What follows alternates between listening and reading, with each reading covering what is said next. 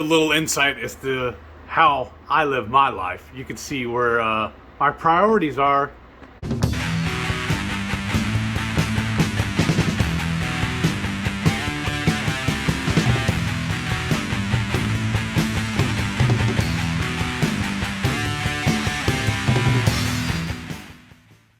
So we're starting off with a 3-pound log of 80/20 ground beef, a small can of this green chili, and of course, my homemade taco seasoning.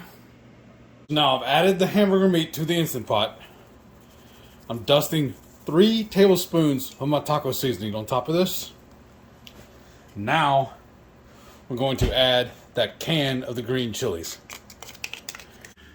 So now I simply set my Instant Pot for manual and then dial it in, because I like to do this for at least 90 minutes to make sure it's completely cooked. So if we just dial it up right here.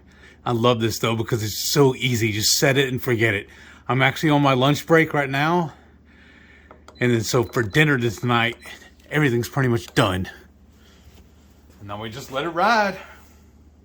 And here's what it looks like, and obviously we've already taken a little bit out of it, but this is why I love cooking it in the Instant Pot.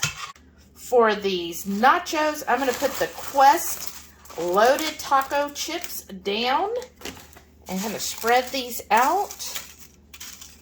Comment below if you've tried the Quest chips and what do you think? What's your favorite flavor? This is the first time we've tried this, and this is the first flavor we have ever tried. So let us know. And then I'm going to top it with some Carolina Reaper cheese. Now, I like my nachos cheesy. Put this on here. Then I'm just going to put some crumbled bacon, because bacon makes everything better. Now, that wonderful taco meat that Heath made. Maybe don't make such a mess like I did. And I'll just smooth it out, and I'll put a little more cheese, and I'm going to stick it in the microwave for 1 minute. Here's my nachos. My cheese is melted. Now I'm going to add a nice dollop of sour cream. I got some chopped tomatoes here. And, of course, jalapenos. Got to have that. And I will also add some avocado, or I'll just dip it in there. And that's your nachos. Now El Jefe's version. I'm going to do the walking tacos. Y'all, I used to have this all the time at the ballpark, especially growing up when I played Little League. Being keto for so long, I can't remember the last time we actually bought a bag of chips. So let's see if I can do this right. I'm already messing it up. And like normal, it's all air on the inside now. But it's on the plus side, it gives me more room to stack everything here. But first, I need to try one of these, because honestly, y'all, it's the first time I've ever tried one. I know I'm behind the curve on it. I was a little slow. We've been avoiding these because I always thought they had almond flour in them.